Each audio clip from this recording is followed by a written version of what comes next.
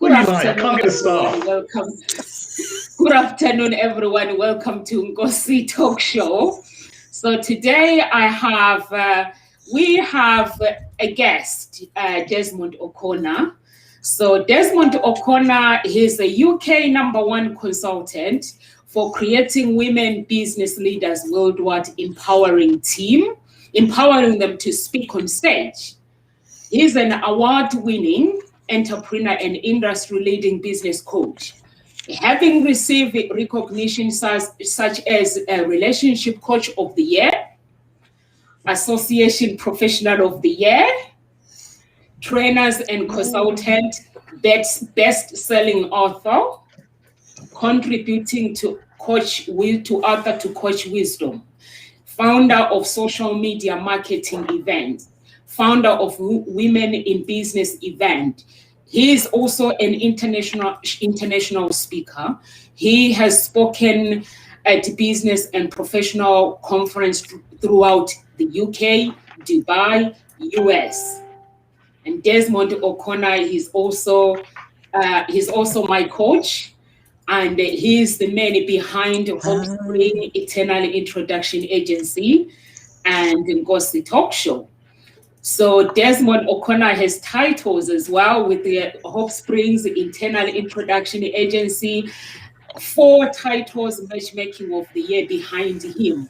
So if anyone is watching, he's somebody to listen to. He is somebody to actually take your diary, take pens and write down everything, because since I've been with the man, I'm not just talking. I don't talk. You can go and have a look at Nkositalkshows social media. You can go to Hope Springs Eternal Introduction Agency. Every year, the man gets a title. We get a title with the Desmond Oconner because we work very hard. He's somebody that tells you things as they are. It's up to you whether you accept the truth or you don't. So I always accept what he tells me and the advice where I know the part where I need to go, but I always listen to his advice because he is the masterpiece. When you have a coach, he is the masterpiece. So I'm going to let Desmond Oconner introduce himself and tell us who is Desmond Oconner. And I'm going to let Kamal and Carol Anna introduce themselves as well. Over to you, Desmond Oconner. Please introduce yourself to our audience. Wow, I don't think I've had such a long introduction. Wow, I thought we was going into tomorrow. Thank you so much, Numsa. I love you so much. Thank you for the introduction. I was getting embarrassed at the end. Oh my God, I did all those things. But thank you everybody for coming along today. Thank you for Numsa and the team. I really appreciate to coming along, and I hope that I can provide tremendous value to the audience that's watching today. Who am I? My name is Desmond Oconner. My name is Desmond Oconner, and my business name is known as Des Oconner. And I suppose I'm now, helping women and a small percentage of men, can't leave out the men, but mainly women, to be the best version of themselves. And I've put over 200 people on stage over the last 4 years. And I'd say half of them to 3/4 has been first time speaking on stage. And the reason why I decided to set this up was that I noticed that there was a gap in the market. And one of the reasons, we can go into this in a lot more depth, but what I realized was that we go to seminars, some of the seminars, and we all attend and go to seminars, and you look on stage and you see the massive stage, see the speakers, and I used to be one of those people that was in awe with them, thinking, wow, they're amazing. How can I get on that stage? And it's absolutely fantastic. And the only ways that you could actually get on those stage if you was perceived as an expert or you was a high-flying public speaker. But nobody was out there providing speaking opportunities for the normal person, for the novice, for the average person, for the person that spoke on stage a few times. How do they get that experience of getting on there with the audience in the room and also have a professional show reel of that. I remember Numsa spoke on stage for the first time a few years ago, and she owned the stage. If you see her, she's walking along the stage like she's bossing and owning the stage. I remember that first presentation, as well as so many other people. And one of the main things that it gives you so much confidence. And I remember my first time speaking on stage, I was petrified, absolutely petrified, several years ago. And the next time it was easier, and the next time it was easier after that. So I wanted to provide the opportunity for the women to be able to grow, to stretch themselves, to push themselves to places that they never thought that they would have achieved. And what happens then is once you achieve something in your life that you was fearful of or anxious or felt that you wouldn't be able to achieve that, what you notice is that a change in all the other areas of your life, all the other areas of your life that you most probably felt that you were anxious or fearful of, doesn't seem as fearful for you, and then you can achieve that. And then you keep working on yourself. And everybody that spoke on my platform for the first time has had a massive positive shift in their life. Not only are they getting massive exposure, they're also getting a professional show reel. And the reason why I encouraged them to get the show reel was because it then provides them with an opportunity to market to themselves, to other promoters like myself, other seminar leaders who are looking for speakers that they can market to. Because when you're going to ask somebody to speak on stage, one of the first things ask you, spoken on stage before, we see your footage. If you don't have any footage of your stage, why would they put you on stage? So when you have a show reel, and one of the good things about that is you can then take that internationally. Now, if you go to somebody internationally now who's got a big seminar, there's millions of women in business seminars all over the world, especially in the US. But you take it over there and you show them that you're on a massive platform with a massive audience, they would be already sold just by seeing that alone. And if your website reflects that, a lot of their questions would have been already answered. And then they'll most probably fly you out there to the country and work with you. And that's how it works. And that's how you build relationships. And there's people that have never spoken on stage before, spoken on stage for the first time, and now getting speaking opportunities. I mean, unfortunately, COVID disrupted a lot of things last year. However, it's taken people from sitting in the audience that's never spoken on stage before to now possibly being an international speaker, having their show reel on stage, and providing that, to provide that environment for women to be able to express themselves, be vulnerable and be real.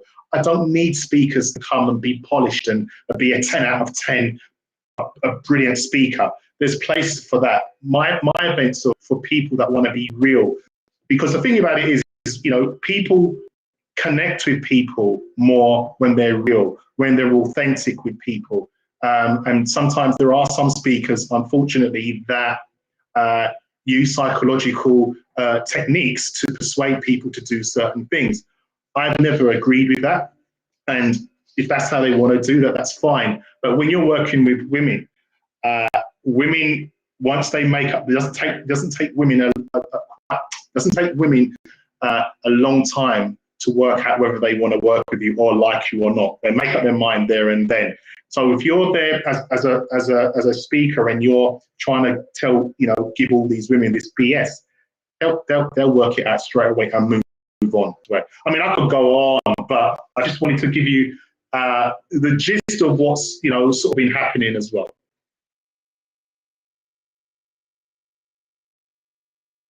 Thank you so much, Des. Guys, do you have any questions for Des? Kerouan or Kamal, can you guys hear me? I was going to say it's fascinating that you started that whole process with people, especially the idea that, I mean, public speaking is one of the greatest fears amongst people, right? And pushing women, especially women, and pushing them into standing on stage, expressing themselves, expressing their emotions authentically without any fear of being judged or or criticized by the public, but just doing it for themselves. I think this is wonderful. I grew Thank up you. with a mother that was that image for me anyway. Um, but what wanted to ask you as well is, there must have been an emotional trigger for you to push towards that. What was it? Good question. And do you know, I shared this on stage naturally. I didn't even think about sharing this with the audience. And you're right. When you have authentic people in the room, you're never judged. And there were so many women that spoke at my events that broke down. And I mean, Nomsa's been to nearly all my events. You're never judged. We embrace you with love because that's what helps everything. And there was a point where I just went on stage. I haven't even watched this yet, but I went on stage and it just clicked with me at that moment in time. And I said to everybody, do you know why I'm really doing this? The root of it was that as a young boy growing up, I was mainly brought up by my mother and my sister. My dad was still around, and I had an elderly brother as well. So I had the balance of both sexes in my life. But I was embraced and spoiled and showered with so much love and confidence as I was growing up as a child. And I was able to express myself and be vulnerable and cry, and break down, even as an adult, to them. And they never once made me feel less of a man or less of a boy. They never made me feel as though there was something wrong with me, whether my heart was broken, whether I made some silly mistakes, which I have done, which we all have done. And I embraced that. So that was my childhood growing up. So that was my belief, my references. So I was obviously searching for that subconsciously and consciously growing up. So and unfortunately, my mum passed away in 2003. But I suppose what happened was that I recreated an environment which modeled my upbringing as a young boy, with that love and that support with my family as a boy growing up. They never made me feel that. And the thing is, I was very confident, and that stems from that. They made me feel that I could achieve everything I wanted in life. They made me feel that I was beautiful. They made me feel that, my hair was the best hair when I did have hair, and things like that. And when that's programmed into your psyche and your mindset as a young person growing up, that's why it's so important how you bring up your children and what you tell them at a young age, because it sets. I remember, we're all adults now, and I bet there's things that you remember now in your relationship with your family that references back to what your upbringing with your parents. Or is it just me that feels that way sometimes? But the bad and the good, Some of the things my parents used to do and say I disagree with, but I remembered it, and some of the good things as well. So in the long short of it, I hope that's answered your question. I think you're intelligent enough to realize the references and why that was, because you're not going to get any man setting up women in business and surrounding himself with hundreds and thousands of women, positive, inspirational women, if there's not a trigger or something that's come from. So, but on a serious note, I didn't really realize this until I had an aha moment on stage where I shared it with the audience, and that was what it was, because I was subconsciously carrying this around. It wasn't about empowering women and the speaking and all those things, but everything comes from a root, a base, and that was the base. What a lovely base. I love that. The root. Thank you. And that sharing, that beautiful support that that I felt as you were saying that, and the fact that you were allowed as a boy to be vulnerable, as a boy to be able to cry, because so often I see and a man as down. well. No, be a man, stop and crying.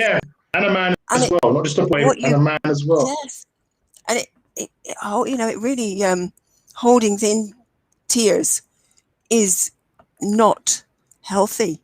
So that lovely, healthy expression that I hear you had is really beautiful to hear.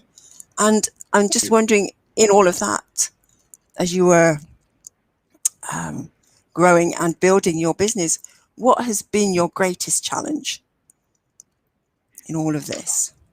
I think the greatest challenge was just, I try things and it don't work out. And I think I'm very hard on myself. And I've tried many things like everybody else, and it didn't work out. And I think I need to be a lot more easier on myself. And I think one of the things that I also do is I expect people to be like myself sometimes, especially when you're working with them. If I can see something as 10 out of 10 and they're struggling with 2 out of 10, I sometimes, when I walk, because my brain's very quick, I react, I move like that. And if they're going at a slow pace, that comes back down to me. It's nothing to do with them. It's about me, because they're trying their best. Everybody's always trying their best, believe it or not. And I'll keep saying this to a lot of people that I know. Everybody's trying their best. And if their best is your 2 out of 10, then you have to respect that and take a step back and ask yourself intelligent questions. How can I help that person to get to a 3? What needs to happen? And then when they've got to a 3 and to a 4, that's me self-criticizing myself. I think that I think it's a bit of ignorance as well. Like, you know, if I can see it, then they should be able to see it and get on with it. And then they muck it up. And then I'm thinking, well, they haven't come from the same place as me, because I bet there's things that they do that I won't get either, because everyone's different. And we all come from different places and stuff. So, yeah. Yeah, love it. I love that acknowledgement of that, seeing somebody else has got a different pace and they're at a different place, and giving them that space to progress and asking yourself, what can I do to support them? That's beautiful. That really is. And I acknowledge you for actually giving them that space from somebody who takes time. You know, I can get you. You're quick, and there's a lot of people that are quick. But for people like myself who take time and are slow, that is a really, and I do appreciate the sentiments that you've got there. That is amazing. Thank you. Thank you. So how do you deal with disappointments in business? I believe that it's a good question. And I believe that whatever disappointment or negativity that anybody has in their life, and, you know, we're all human, we go through challenges. It all depends on the conversation you have with yourself. What you're telling yourself will get the reaction that you're going to want from that, if that's what you want. And it all depends on asking yourself intelligent questions. Now, we all know when something goes wrong, we want to blame the other person or talk down to them or slate them. We all do it, right? Some more than others, but we all do it. However, I think with me, when something goes wrong, I had a few disappointments over the last week or so. The old Des would have really reacted in a bad way, would have been making a lot of noise and all that and getting really upset. And the thing about it is, when you get into a habit of how you deal with certain situations, when it becomes a habit, you can react to it accordingly. But to do this, you can't just do this every 10th time there's a problem, because it's not going to work. I think they said, is it 21 days or 30 days that you need to start something new to create a habit for it to be set? I think it's 21 days or 30 days. So you need to keep doing it. I think it was 21. So what I do is I ask myself intelligent questions. One of the top ones I ask myself is, what is good about this situation? What is good about this? Because it forces me to focus on the good out of it. Another question I can ask is, what have I learned from this situation? Now, whether that disappointment is, there is something that you can learn from that and write down. And then anytime any disappointment occurs in your life, keep asking yourself those series of questions, because then you can't really get upset from that because you're asking yourself a closed question what is good about this situation? And then you ask, but when you ask yourself a negative or a bad question, you're going to get a negative and or bad answer. That then goes into your mindset. You're going to absorb that. And then what then happens then is, think of times when you're angry and you're upset. It starts there, and then you stack them up, and then everything else up on top of each other, and then it just explodes. And then it goes even worse. Yeah. But if you say, what's good about it? Well, actually, I learned that. But it could be that you have to check yourself and think, actually, I've made a mistake again. I am not going to get myself in that situation again. And for that, I'm going to do this. Or it may push you to read a book, or to meditate, or to pray, or whatever you need to do spiritually or whatever, to look at it in a positive way, and look at the positiveness that you can get out of that. So I apply that as many times as I sort of can. Self-talk is really important. I remember when I first was going to these seminars and reading these books and telling you to talk to yourself. I think, what are you talking about? Crazy. And people are going to think I'm mad. It's the best thing you could do, because if you can't talk to yourself, one thing about talking to yourself, you can't lie to yourself, and you can't tell yourself any BS, because you'll just step out of it. So get into the habit of talking to yourself. What's good about this? Well, do you know something? I've learned that ABCD. Yeah, okay, well, good for you, Des. And I've created some really good projects over the last couple of weeks, and I've been patting myself on the back and saying, well done, Des, good for you. There's no one else ain't really gonna do it, tell you that as good as you are, if you know what I mean.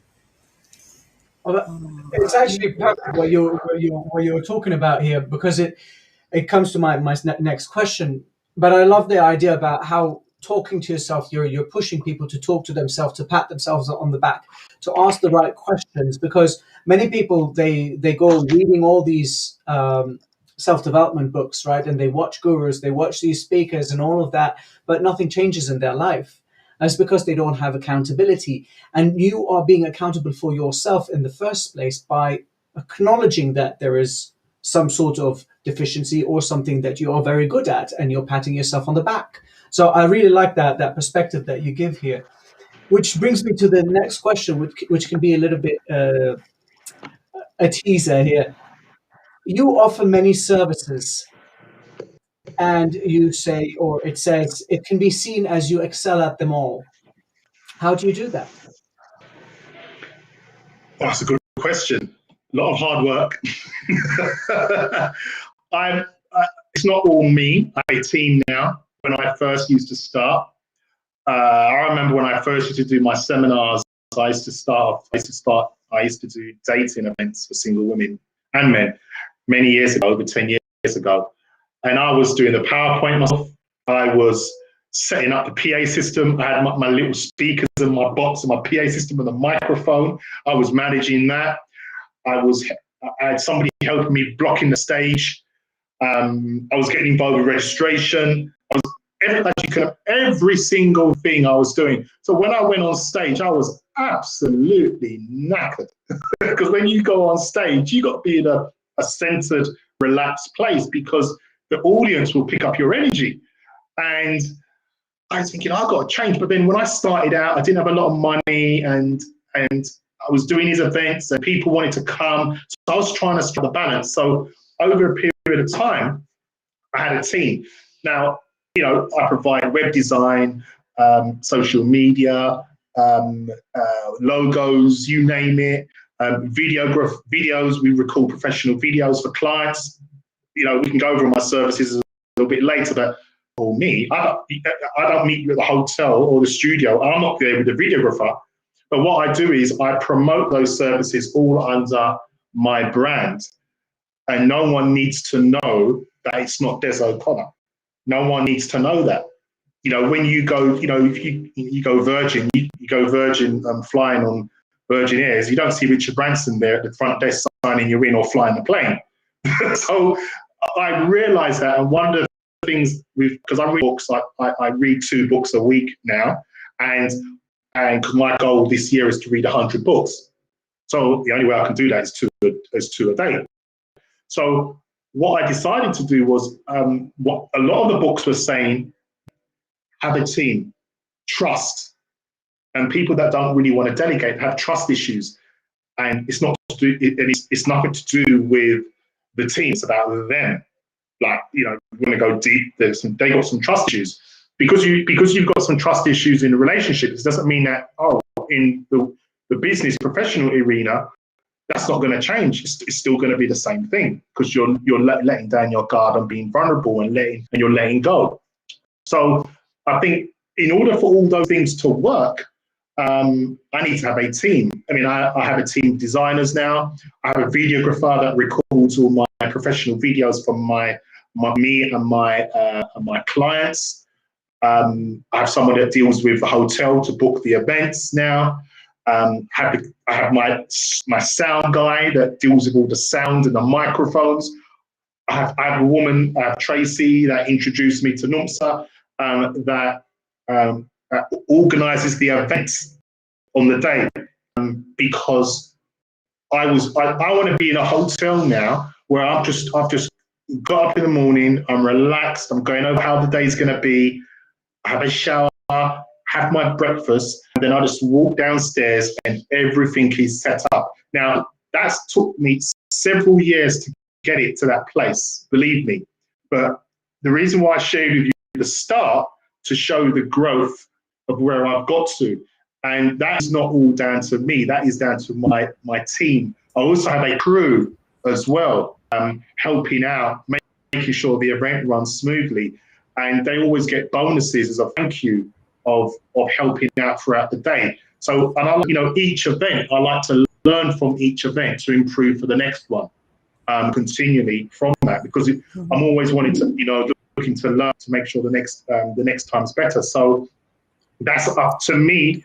That was the key of having a good team around you. They know me, they know how I react, they know what things I love, they know what things I don't like. I mean, there's one of the guys, he's always late, to the point I had to give him one last chance. I love him to death, but business is business. And I said, I won't say who he is, but I said, look, one more time and I'm going to have to replace you, because I can't have you, because you're stressing me out, because I don't know where you are, and then the event's got to run late. And so from that, I mean, he's been good as gold. But apart from that, they all know me, I respect them, I love them and love me, and it just goes smooth, because everybody then knows what their role is. And I just like things to run smoothly. Can I just add what Des just said, please? Because I've known Des for 3 years, and I think I speak to you when I have problems, and even when I need you to approve something for the company, I actually go through your team. I come to you when I'm really, really stressed, which is the good thing about it with Desmond Oconner's team, because he's got everything. So I have an email that is linked to his email. So if I need anything that needs to be done, website or the company, that if anything that needs to be done within the company, I email the team and say, this is what I need to be done. It needs to be done. And then at the bottom of the email, I have to say, please show Des the email. If he agrees, then let's go ahead. So if he approves it, so that's when I just get the email back saying it's done, can you approve it as well? So I have to approve it back. So that's the good thing about it.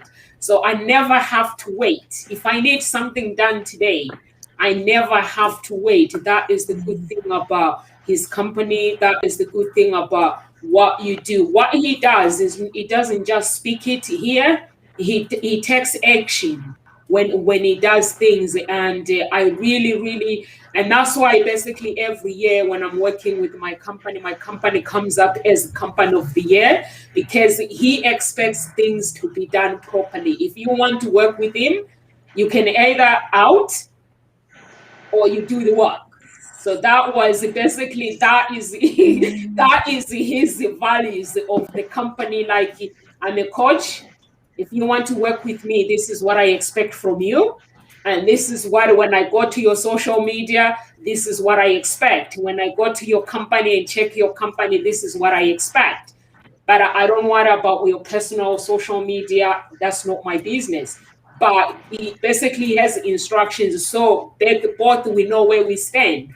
If you don't agree, then that means he can't take your money. That means you are out. We were talking about him behind his back, me and Sharon, saying he's a hard worker perfectionist. And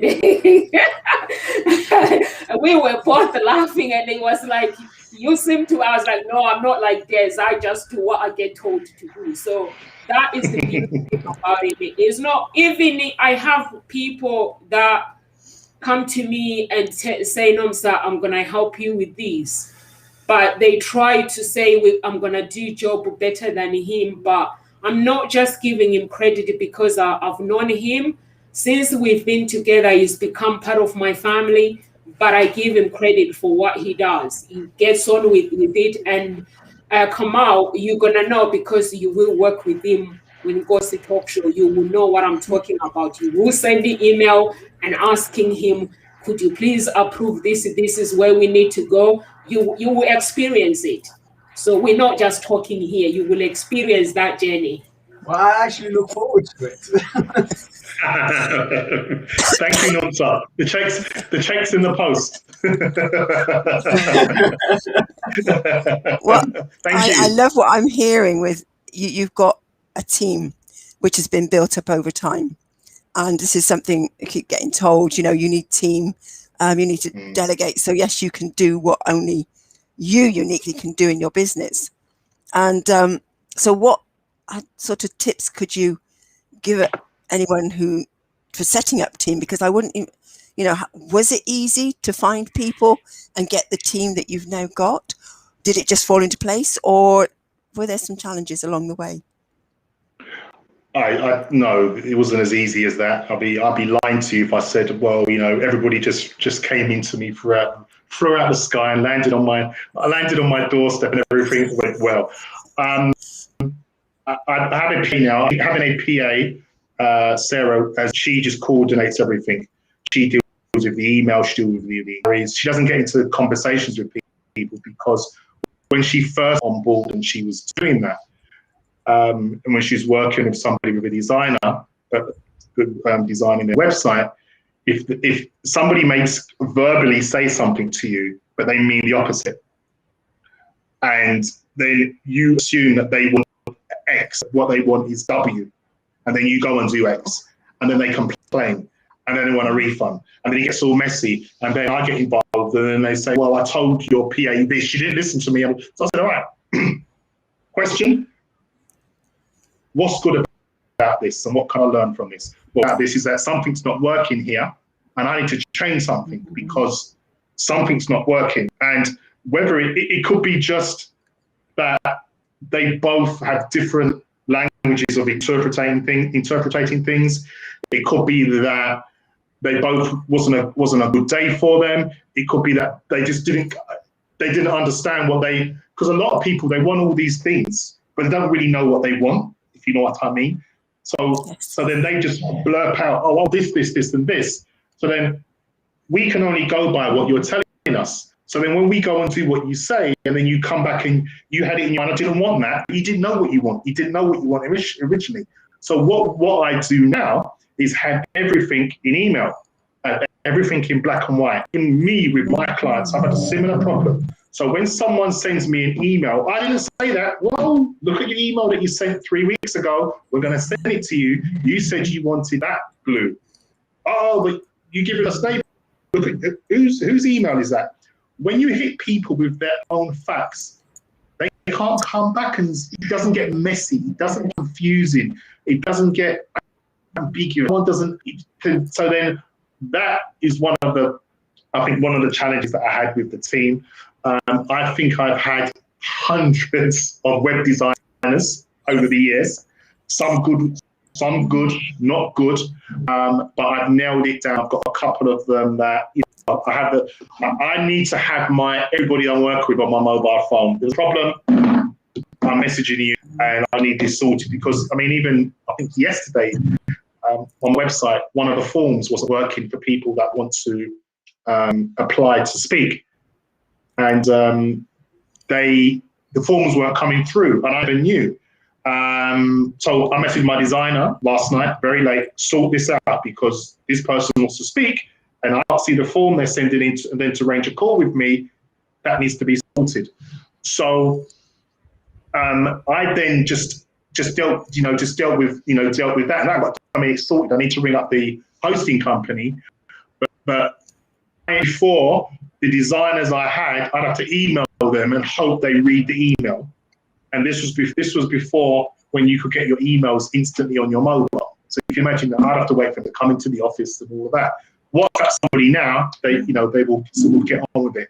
That works with me, because I need around me on tap, because my business is moving and evolving all the time, and things are going to move. It's going to be clients that want things done now, and the longer you leave it, the best thing is having a happy customer, that you've done what they wanted and you've exceeded and they're happy. I've got loads of testimonials on my website. If anybody asks me, "Oh, what's your success rate on? Why you call yourself the number one?" I have to brag. I just say, "Look, watch this video, watch that video," because all those videos are not of me; they're of my client, about me, how I changed their life. My egos. I mean, in the beginning, I was like, "Yeah, I'm speaking on stage, and it's me," and that's dead now. It's not about me anymore now. It's about the people, and moving them where they want to get to. So that's, I think, the challenges. I've had loads of team, loads of people that's come and gone, but I'm now feeling confident that I do have my team, which is really, really good.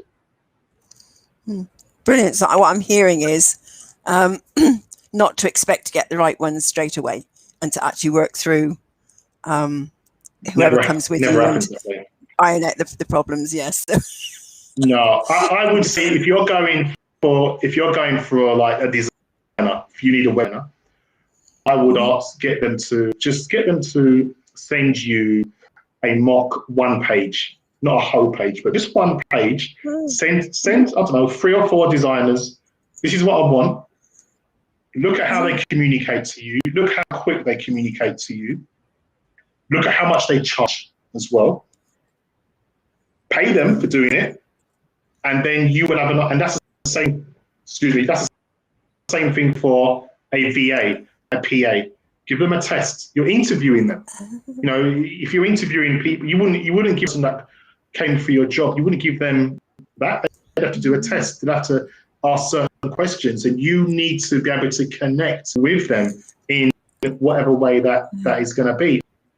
I've had loads of designers that have put it this way. I've got the designers I have, the best ones I've had to date, and I would never let them go. Never. A place now where I've got my designers, I've got my video guy, I've got my sound guy for my events, I've got my photographer, I've got my team. So they know what I'm like. They do the work, they get paid, everybody's happy. And then I'll give them to everybody as well. If someone's got an event and they want a video guy or a photographer or the sound, the sound on them, because the sound is not just about the speakers, it's about the microphones and all that as well. I was getting involved with all of that, and it was just too much. It's too much for me to shoot and all of that. I don't have to worry about that at all. That's something went through my head that I was going to follow up with that, but it's popped out. It'll come back. But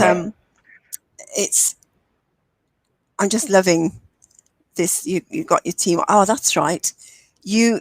What I'm hearing is you are now clear on what you're expecting from your team and how to work with them, and communicating to them the best way they can work with you.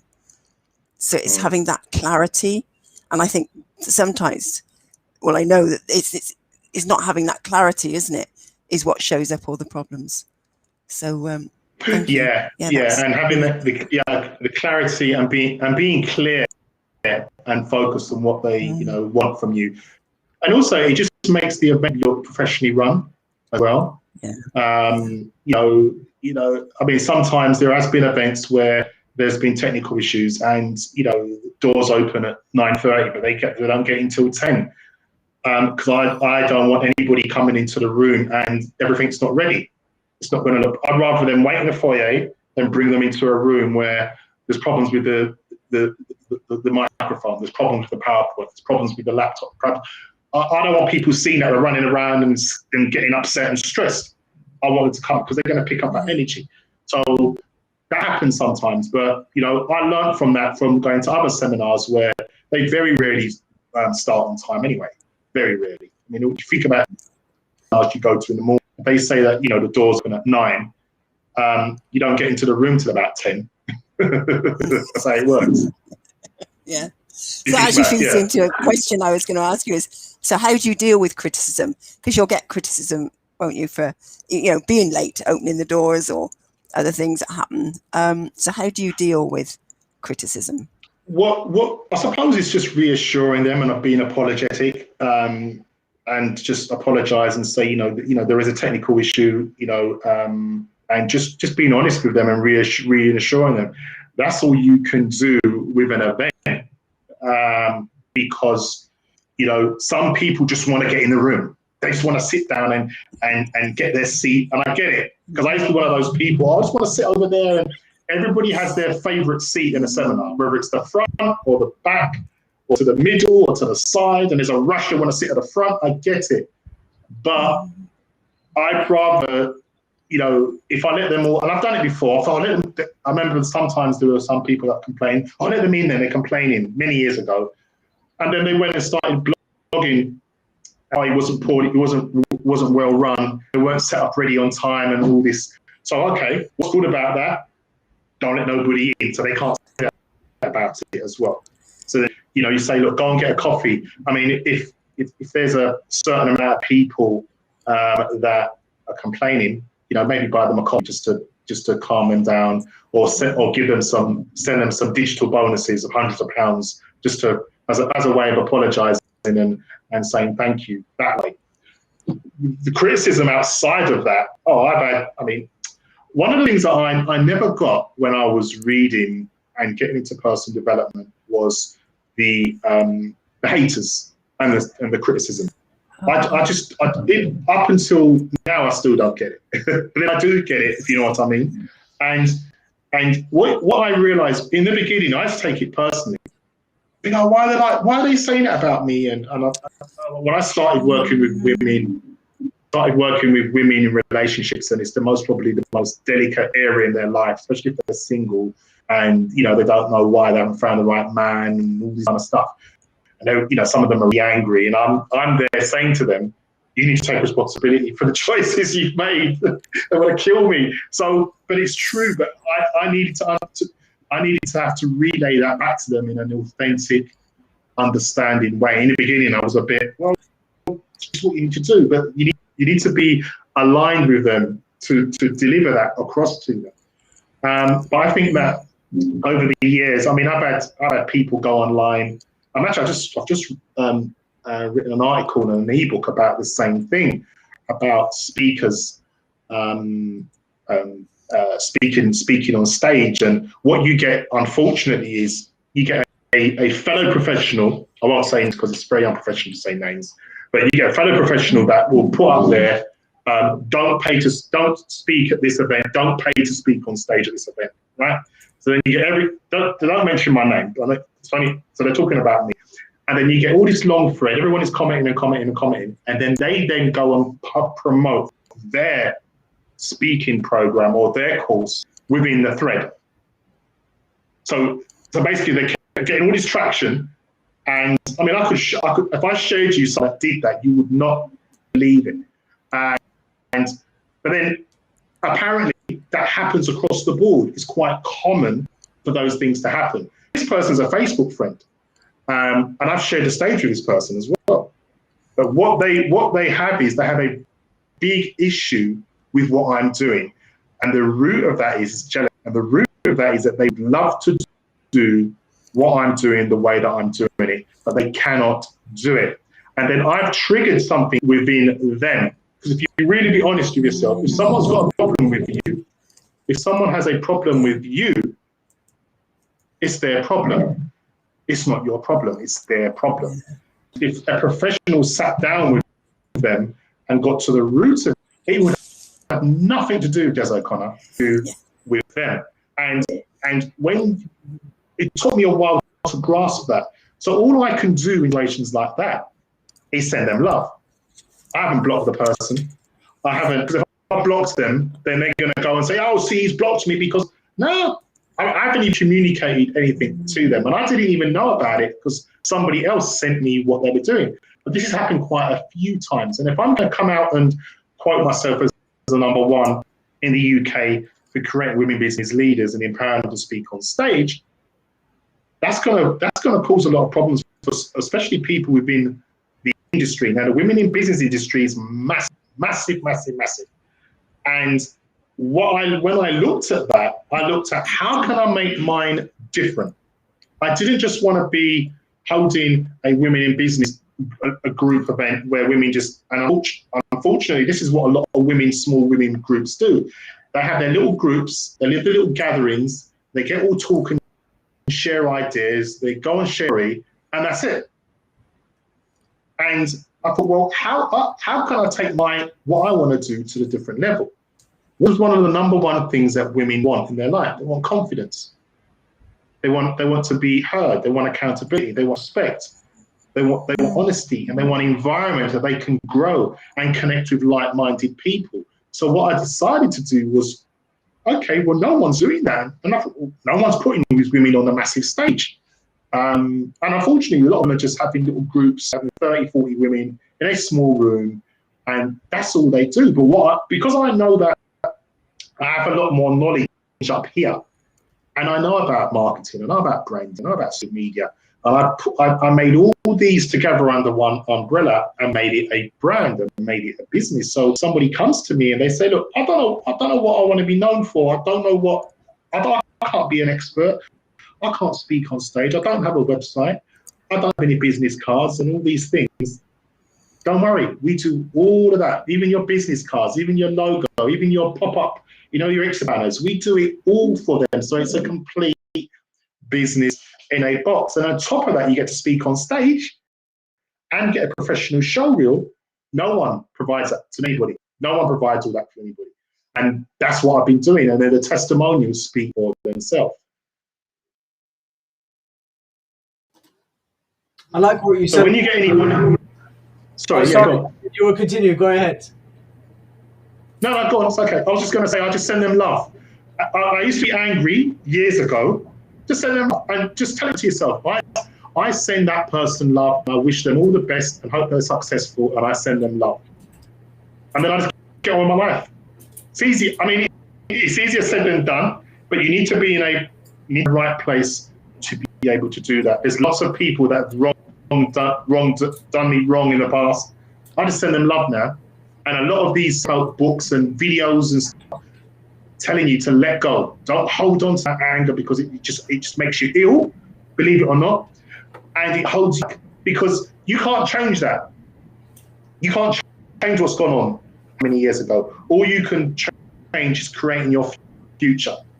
Focus on that. So sorry to interrupt you. What you going to say? Sorry. Absolutely no. I was just going to paraphrase what you were just mentioning again about the criticism, how we shouldn't take it personally, and how, I mean, you have gone through a lot probably that has gotten you to that stage where you can say, oh, you know what, man, I love you so much. Just go with peace and love, and I wish you all the best. A lot of people have struggled with that, and not only in the speaking, coaching, or whatever kind of business you're in, wherever you are in life. You always have these haters, as you mentioned them in life, and understanding, as you said, that it's their issue, it's not yours. That takes a great deal of self-understanding. Now, with you reaching that stage, you have most probably had lots of direct influences in your life. Probably coaches, probably teachers. How has their influence in your life created you and pushed you to pursue that career? I believe that's a good question. I think the root of me and my energy and my focus, it stems from my mum and my sister. It stems from there. And along the way, I've just been, connecting with whoever I need to be connecting with. And I suppose one of the things that I've realized is that accepting that everything's not going to go to plan, and also accepting that there's going to be challenges, and you're going to have good days and you're going to have bad days. People are going to let you down, and you just need to accept that. Stay focused and don't get off track of what you're trying to achieve, because there's people out there that want to pull you down to their level, and they see what you're doing and they're not happy about it because they really wish it was them. They really wish that they could do all the things that's what's going on. And unfortunately, they're trying their best, and their best may be the equivalent of my 2 out of 10. And they have a problem with that. And they don't know how to do that. So the only thing they can do is try and pull you down to their level. I used to have a person that was inboxing people, inboxing the women many years ago, and telling them, don't go to his events, he's a scam, he's this, he's that, he's this, he's that. He got to that level. I never had any dialogue with this person. I've never communicated with them. I may have seen them at a couple of events. But unfortunately, you have these, what do they call these, keyboard bullies, where they sit behind their keyboard and they just, think that they can just type away and get away with it. And it's usually the ones that are lonely, sad, unfortunately may have been abused, and they're just lost. And I'm the person that they most probably want to be. And they can't be me because they're them, and I'm me. And I suppose when people see people keep rising and rising, I would say, why don't you learn from them? Interview them, see if they can help you, see what you can learn from them. And I remember when I first used to go to all these seminars and I see all these speakers at these seminars, I volunteered to. I didn't volunteer to crew to because I had nothing to do. I volunteered to crew events, and now I'm doing my own events. And I'm thinking, wow, how can they do this? And I was making the connections with the other speakers and making connections with a video photographer and everybody else, and learning at the same time how they're doing what they're doing. And that's the way to sort of go about that. And I never got it when I first started out that there's a saying that more successful you're not successful if you've got haters. And I never used to understand that. What do you mean? Who wants a hater? Who wants somebody stressing you out? Who wants somebody posting negative things about you online? I don't want that. But look, there's people that hate Branson. There's people that love Branson, Obama, all those people, Tony Robbins, all those, Les Brown. Everybody has their favorites, and everybody has the ones they don't like. It's just how it is. I can't believe it. There's all these people that hate Branson, and I'm like, why would you hate Richard Branson? Like, I just don't get it. But everybody has their reasons, so it is what it is. I just want to add to what he just said, Des.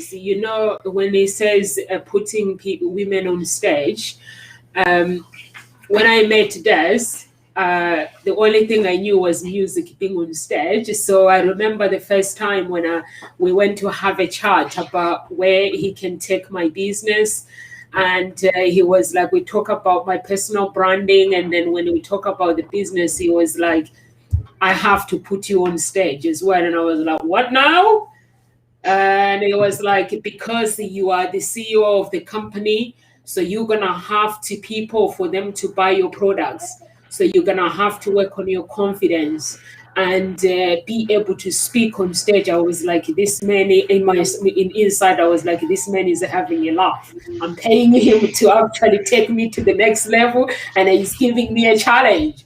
So I'm glad that I didn't challenge Des. I just went, okay, whatever you want me to do, I'll go and practice. and I'll go and do it. And I'm going to have to trust that my company, you're going to take my company to the next level. So it was very clear that there was a challenge that I didn't expect. So when he speaks about you have to be willing to change, you have to be willing to face people that are going to criticize, that is real. So when I went there, I remember the first time he had his business event, I wasn't speaking. I completely focused on watching other speakers, what they do and what he does. And when we finished, he was like, the next event you will be speaking. And I was like, okay. So I just worked on my, because when you sing on stage is different than speaking. Speaking, it means your body language, everything, you have to focus on the audience. With the music, if I make a mistake, I can do a dance, no one can notice. But with speaking, people can. So I remember really practicing it, and there was a day where I got really scared. And I kept texting him. I was like, Desmond, he was like, no, sir, just focus. Oh yeah, I remember that. He's WhatsApping me the night before. Focus on the landing, what you're gonna speak on stage. And there's nothing wrong with what is going on. Is the nerves and fear. Focus, and I just kept focusing. Kept focusing. You were stressing me out the week before. I remember that. I know. Yes. Nomsa's sorry to interrupt you, but Nomsa's quite chilled. Yeah. And I saw a shift in the other week. Oh, my website's not done. Do you remember it was your website you was complaining about? That it was this. It wasn't about me. Again, it was about Nomsa's anxiety and fear. Picking up the mistakes, the things, and he was like, just chill. Work on the speech, just chill. So I remember, taking the word chill, and I remember chilling. And when I went on stage, I was like, I didn't care. I just looked at people and everyone. I just looked at people and I was like, these people are lovely people. So, and I watched other speakers speak and I was like, okay, I'm just going to go and do what I do best. If people judge me, it's fine, but I'm going to give myself credit. And I remember going on stage, and when I finished, the people coming out who were single and saying, Nomsa, can we get in touch with you? And those people that day, the people that are connected with, they joined the agency, and some of them, they went on to become coaches as well. Because when Des mentioned that it was my first time to speak, people were shocked because I just went there and just had fun and do whatever I wanted to do, what I wanted to do. And if anyone is watching, if you are struggling with your business, and you don't know where to go. That's how I met Des. I didn't know what to do. I was in a dark place.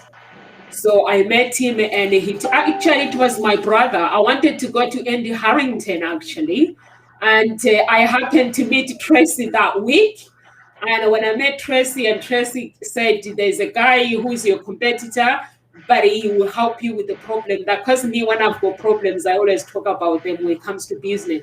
So I was like, what you just mentioned, there's a guy who's your competitor, but I think he will be able to fix this for you. And if you want to get in touch, I was like, I don't care about being a competitor. I want my problems fixed. And I remember talking to my brother. My brother is a prophecy. And I said, I have got somebody, I need my business to be fixed. But there's a guy called Andy Harrington, and he sent me a text and said, go to Desmond Oconner. And I asked him a year after, I said, why did you ask me to go to Des? He said, look at your life, Nomsa, where your life is. Just because someone is successful, it doesn't mean they are your angel to help you. Not everybody can help you. So he said, just look at your life. And the reason I'm telling you this is last week, on LinkedIn, I've got somebody on LinkedIn from a big magazine. I'm not going to mention them. They contacted me and said, Nomsa, we've looked at your social media and we believe that there's something you can offer for us. And this guy said to me, we know coronavirus has hit companies really bad. We've been hit by coronavirus really bad ourselves. We are big. But we would like to advertise you for free. In return, the first client you get, we can work with you. You can join us and join venture with us. So this is how much we charge. So we are going to advertise for you for free. So I was like, are you having a laugh? And the guy was like, you are working very hard. I don't know who is your coach. But when we looked at you on social media, we just liked you. We want to work with you. We looked at your YouTube channel, Nkositalkshows. We just wanna work with you. So I was like, okay, I thought he was having a laugh. And then the following day, send me an email. This is what I need from you. And I sent it off. He was like, yes, I've sent it off for you. It will be designed. It will be done. And thank you very much. And I was like, okay, thank you so much. So this is what happens when you work with good people. So I'm not just talking. Congratulations. He wasn't working very hard. So he does work very hard. And also I'm willing to listen. So that's why I'm having big changes in my life, because I'm willing to listen to him, my mistakes, my flaws, where he tells me, Nomsa, this is where you need to go. I evaluate everything, and then I go ahead. I have to trust God, and I have to trust him that he's directing me to the right direction. Thank you. So congratulations. Well done. That's amazing. I guess you were keeping that as a secret or a surprise for me to hear it like that and live. Yes, right? I nearly told you on Thursday. I was like, no, I'm not going to do it. Yeah, I nearly told you on Thursday. I was like, oh, no, I'm not going to do it. Let me wait and see whether it's real or not. So, and then the guy came back and said, yeah. So, and this guy is one of the big speakers. So he was like, I really like the way you're working. I don't know who is your coach, but you've not been running for a very long time. But I looked at your social media, I was shocked that, and you can see that it's not done professional. You are doing it yourself, because he did ask if I'm doing it myself. I said, yes, it's me. And it was like, I love it. And I love to, we would love to join ventures with you and work with you. So that's what happens when you have good coaches. And Des is not cheap. It's very expensive, but he does the work. He does the work. He does. Well, you know what they say. They say you pay for what you get. So you know, it is what it is. I like to strive on excellence, and I like to deliver and give my best. And at the end of the day, you know, it is what it is, and everyone has their price. And I still believe that I should be charging a lot more. But to me, it's not about the money, because the money comes. If you're helping a lot of people and you believe in what you do, the money will come, people will come. You know, my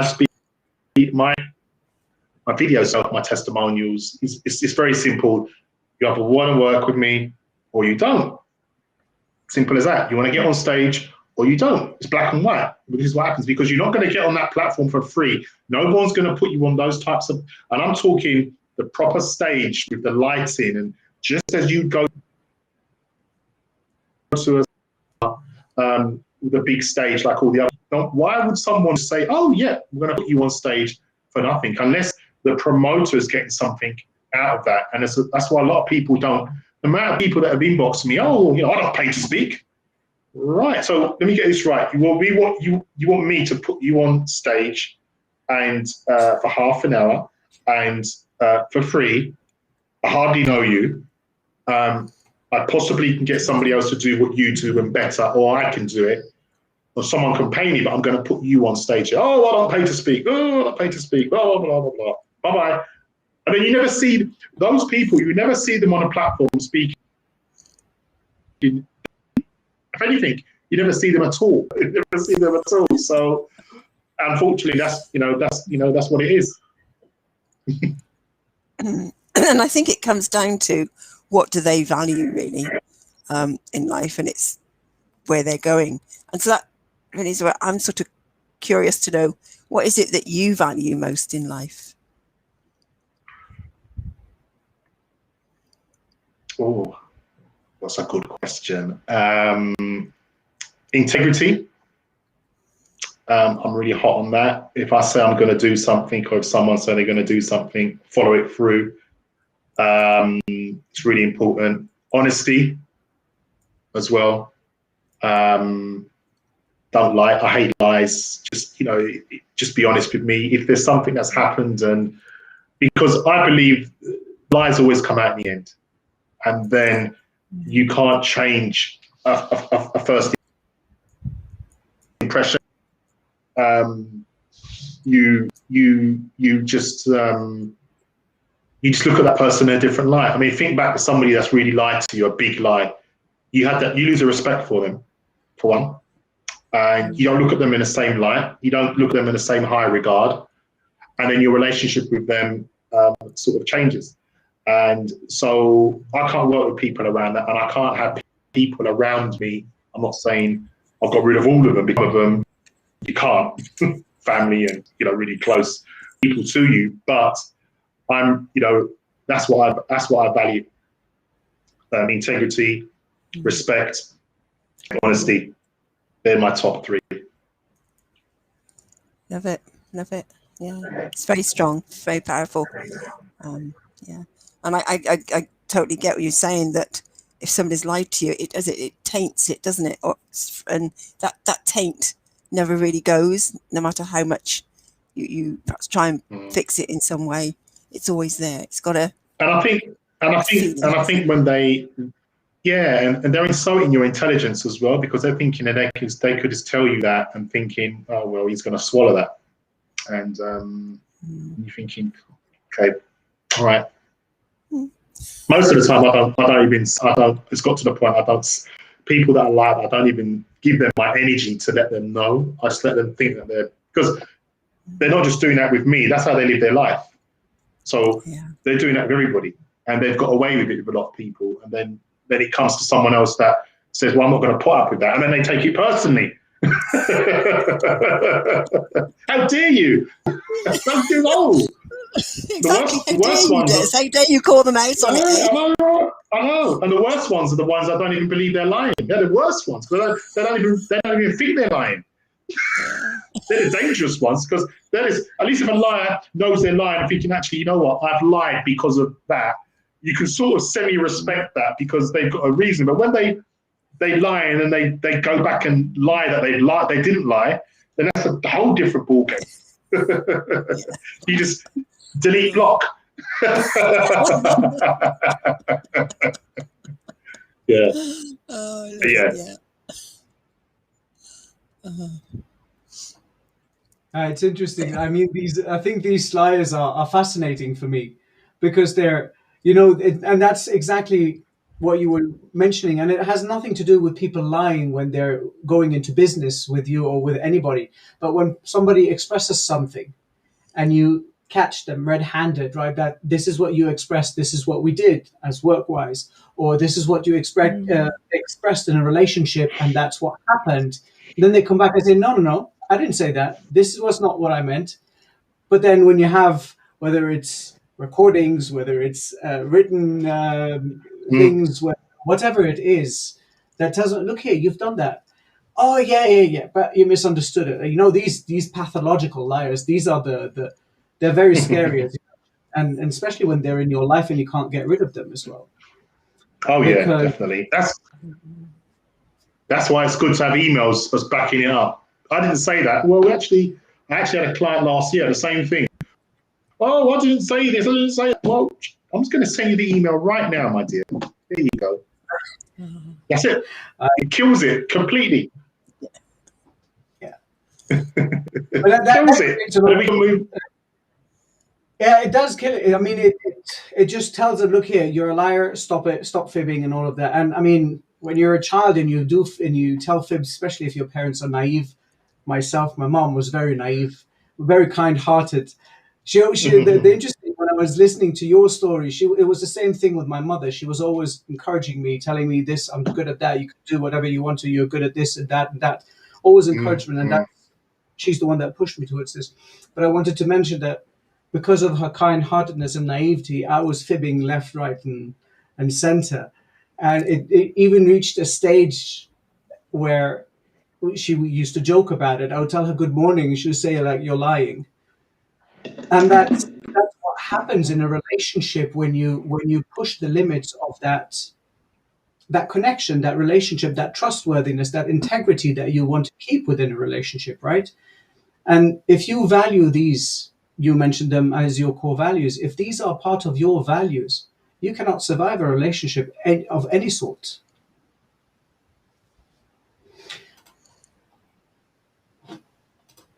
Did Des fall out? I think it looks like he's frozen. Yeah. But I think he can hear you. Des, can you hear us? There, you're back. Yeah, he froze a bit, or his mouth's open, one of the two. Unless he's playing.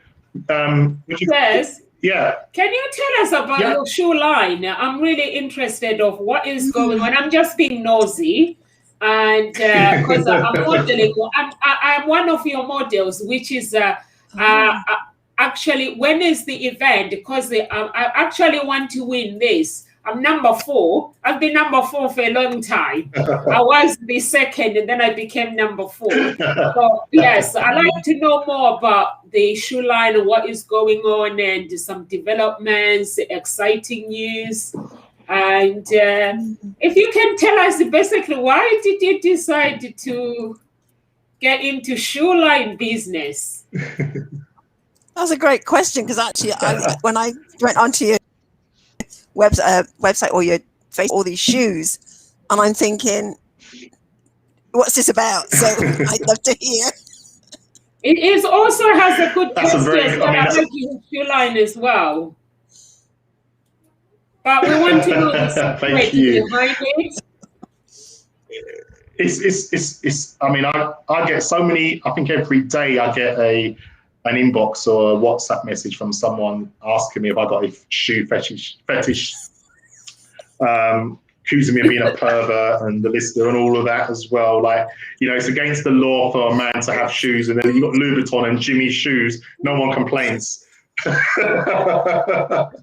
So, in a nutshell, I suppose growing up as a young boy, again, comes back from my childhood. I liked pretty things. You know, if you're surrounded as a young boy, surrounded with women that liked fashion, liked making themselves look presentable and beautiful, and then made me feel that way, I'm only going to grow up to like that and want those things in my life. And I suppose over the years, in the relationships that I've been having, I was the guy that would like to buy my girlfriend lingerie, shoes, perfume, dresses. I was always that type of, well, still am that type of guy. So, and then I suppose what happened was when I got involved with the dating, working with women to find love, I was just mucking about 6 years ago, actually, because I was speaking to somebody about this yesterday, and I was just mucking about posting images of shoes on Facebook. Just posting, what do you think of these ladies? And they, you know, women will always comment, always. The men won't, but the women will always give you their feedback. That's what women do, right? And that's not putting down women. They just love to do that. Yeah, no, yes, no. Always want to tell you what they feel. And I started doing it as a joke. And then this is what changed it for me. I posted this lovely shoe, and it wasn't my shoe, obviously, it was from somewhere else. And I posted this shoe and I said, who wants this shoe? What size are you? And what size are you? And if you want it, inbox me. I had hundreds of women inboxing me, ready to give me their credit card details. And I thought, wow. I was only joking. I was one of them as well. I was one of them. But I didn't put a credit card. I was one of them as well. But then we realized it was a joke. Yeah. And then from then, I've been posting shoes all over the years and just getting fun. But what I did was that I was creating a tribe of followers. So every time I post a shoe, and everybody that comments, all you need to do is go back and post in that thread, and everybody will get a notification. So the more I was looking into it, I thought, wow, like, have I got something here? And the more I was doing it, the more I was looking into setting up my own shoe brand. And originally, I didn't want to just be another Fashion Nova or another Ego or another, Louis Vuitton or Jimmy Choo, the big guys. How would I make my shoes different? And one of the things that I've realized over the years, most of the things that I did in my business over the years have been different. They've been different. They've made me stand out, and being different makes you stand out. And it depends how different it is. Now, who would have thought a man would have been the #1 in the UK for women in business that way? No one would have. You would have. To be honest, most probably would have been a woman. Now, hello. I remember meeting your daughter at the hotel when we met, Nunsa. Remember? She's grown.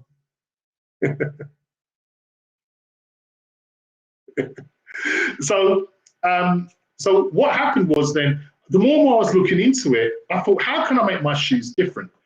And one of the things that I wanted to do was introduce a detachable heel to the shoe. So enable the woman to be able to remove the shoe heel with the an identical heel to match her outfit. So if you picture this, ladies, you're going out and you've got a yellow dress and you've got these black stilettos you want to wear with them, but you want a yellow heel to match your dress. And that's what I was putting out there. I'm going to do it. I didn't know how I was going to do it, but that's what I wanted to do.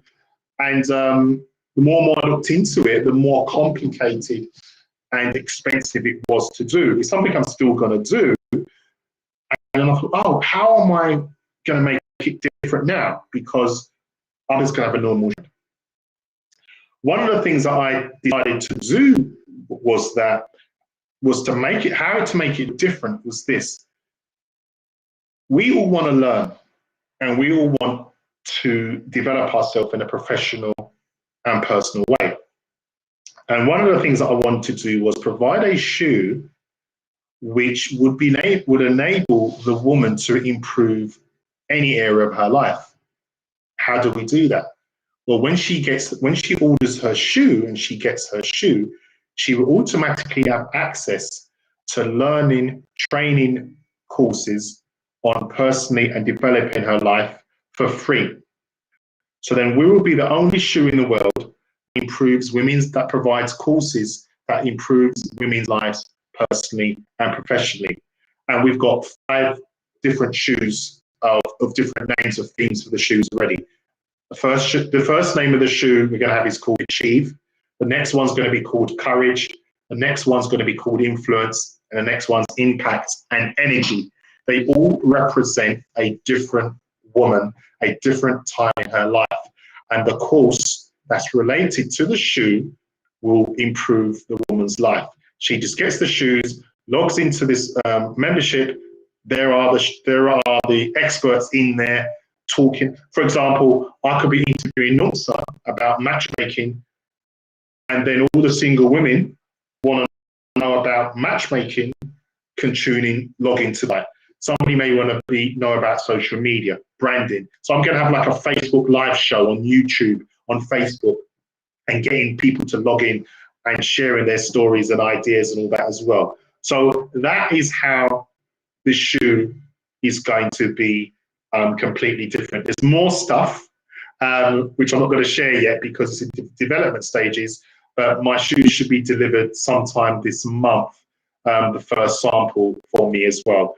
The launch is going to be 5 shoes, and every shoe is completely different as well. So that's all I'm going to say for now. That's the history. That's the history. I think I've covered the history. So I've always liked that. I've always liked it because a woman in a nice pair of shoes changes her appearance totally changes the whole appearance. And I love that. I love that. You know, I've had women come and speak on my stage, and they're nervous because they want to know that their shoes, I like their shoes. I'm only joking with them. I said, look at your shoes, you know, don't wear them. I've had women bring pairs of shoes and say, which pair should I wear? I was only joking with her, but it's all good fun. It's funny you say it's all good fun, but in reality, the shoes they have a trait. They have a it's kind of a mirroring to the personality of the person, and what you're explaining here with the 5 types of shoes that you have, that will empower women even more as you present it, because some women like to have just like the ballerina shoes, or they're very closed off, or maybe it's a one toe or it's full toes, and all of these. I love shoes as well on women, and lingerie and all of that. I'm part French, so I can't help it.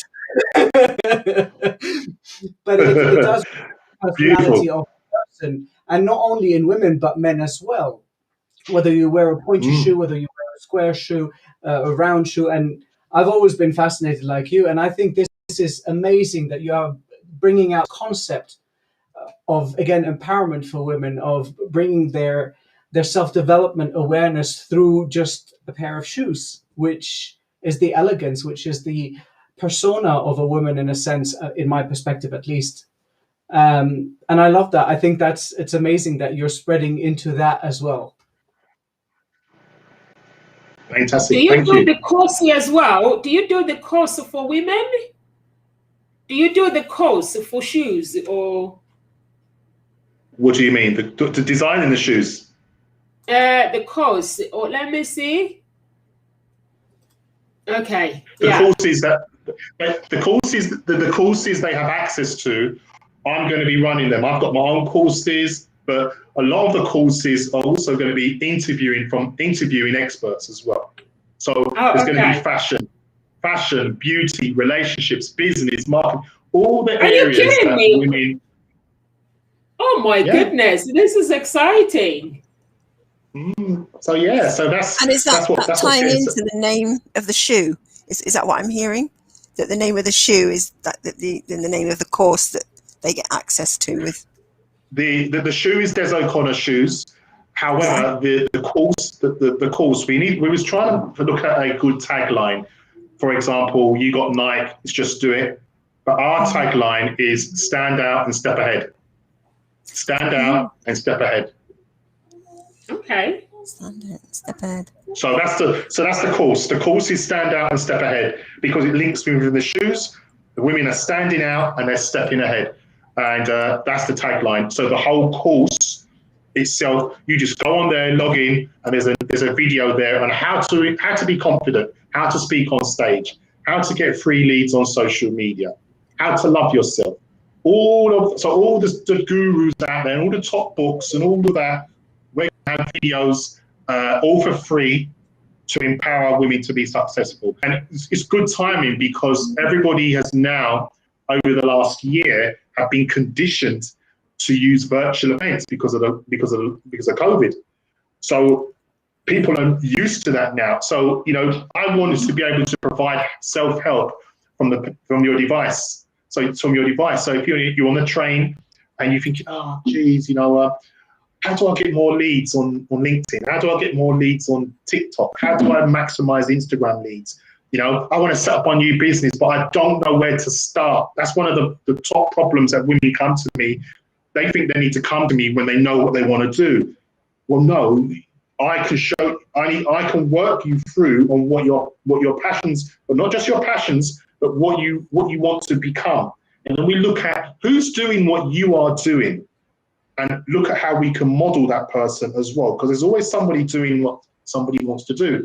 So what then happens then is the women are then going to be being able to learn. So then I wanted to take it to another level by who can I get to work with me, but at the same time pay them and improve their life.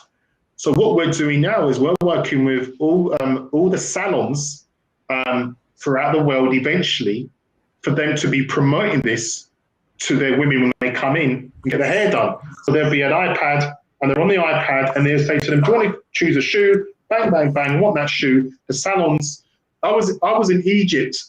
I've been in Egypt a few times now over the last couple of years, and I tested this with a lot of salon managers, and I was asking them these questions about this, that, and the other. And they were saying, if this is how you say it's going to be, we would make more money from your shoes than what we make in the salon. Now, if you picture this, Numsa, Mary, you go to the hairdressers. Believe it or not, I do go hairdressers. Can you believe that? Another story, right? I won't go into that. So you go to the hairdressers and you're sitting down there, and your hairdresser gives you a tablet and say, "Do you like shoes?" And then you say, "Yeah, of course." And then you're scrolling, you think, "Oh my God, I'm gonna order that. I'm gonna order that. I'm gonna order that." The salon manager then sends you a text of a link with all the shoes are, right? Which is a duplication of my website. That woman shares it, and women will share it. She shares it all over her platforms, and this gets shared 50 times and 50 times. Everybody that orders from that link, the hairdresser, salon manager, gets paid every single time a shoe has been ordered. And that same model, I would duplicate that with women in business leaders. So all those women in business groups, I can then go back to them and show them how they can be paid as they are sleeping. So then what then happens then is all those stay-at-home mums, all those women are working from home, we will train them on how to market this to other women all over the world from their phone, and they're most of them will be making more money than their partner, because then they're getting paid for something they love to do. But we will train them how to do that. But the salons are where we're going to be targeting, because I think on average salons have about 200 to 300 women that come through the doors per week, and it's free. It's free. So they just register, become what you call an affiliate, and then promote it. So all those women that come and sit down, they're getting paid. And remember, they give them the link and then they share the link. They're still going to be getting, so they could be getting paid 200, 300 referrals in a week. That becomes 1,000, and the numbers don't lie. And remember, the shoes, it's not just about the shoes. They get the courses, £1,000 worth of courses, which will improve the women's lives. So some women are going to be excited about the shoes, but some women just want the courses. Oh, I'll buy that shoe. I'll put it in, because there's women that put shoes. They got their shoes in a wardrobe for 5 years, haven't even worn them yet, as we know. So I hope that makes. I'm trying to simplify it, and there's lots of logistics involved with it. But then this will be the only shoe company in the world that provides that, and that's in my mission statement, which you guys have got. Because I can say that I'm the only one doing that in the world, and that's what I was saying before about being different. You be different, you stand out. You're going against the grain, but it will make you stand out. Because now when I speak to somebody and they say what you do, and I tell them in a short sentence what I do, most women are going to be interested to know how that works. And women love shoes, and women love to learn and improve themselves. And at the same sense, you can promote this to your network and you still get paid as well, as you are sleeping from women all over the world.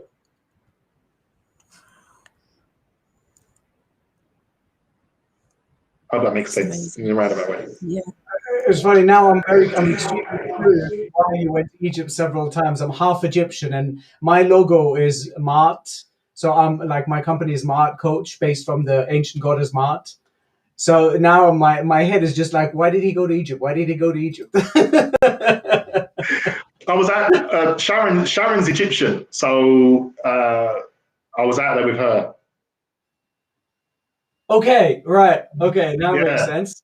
Yeah, she's half Egyptian, so I went out there and I made some connections out there. So yeah, it was just interesting, and I just stayed out there a little bit longer. So yeah, it was great. Oh, I love that. I love it. Question goes on the screen, I think. Can you see it? Oh, okay. What's the question? Sorry. A question for Des. Can you see it? It's a bit I can't hidden. see Let me read it out loud. What does it say? Why is women empowerment important to you? I explained that in the beginning. I mean, missed the beginning. Women I empowerment don't is think she was here. She wasn't here. okay. Never mind. I'll make it very short. I was brought up mainly by two women, my sister and my mother, and I've always had that love of women growing up. And I loved my mum when she was alive, and I love my sister, and I always tried to look after them and do the best I could do for them with all the love I could give them. So I've now attracted the same environment in my events and working with women, because it, as the gentleman earlier said, what was the trigger? And that was the trigger from my childhood. So I'm recreating my childhood, and I subconsciously recreating my childhood. Listen, when you have an environment in a room with 200 women, and they're all positive, that don't mind being vulnerable, and it's all about love, you can't put a price on that energy in that room and the connection in that room. And if somebody goes on stage and they share something, everybody embraces them with love, and and the women in the room get it straight away. That was like me as a young boy growing up, where I could be vulnerable and I was never put down. I was never made to feel less of a man. So I've recreated that subconsciously. I've recreated that without me sort of realizing it. And that's what most of people were searching for. And then the next level now is bringing the shoes. And the shoes is about love. The shoes is about improving people's lives, women's lives, making them be more confident. When they wear that shoe, they're going to feel confident because the shoe is linked with the course, and the course is empowering them. And they're going to learn from the experts from all over the world. And, and then I'm giving the opportunity for women to, there's lots of women that are stay-at-home mums that have the family and have the children, and, they need to, if they're a single mother, how can they, make an income? Well, if they do it this way, they could be very easily on six figures, very easily.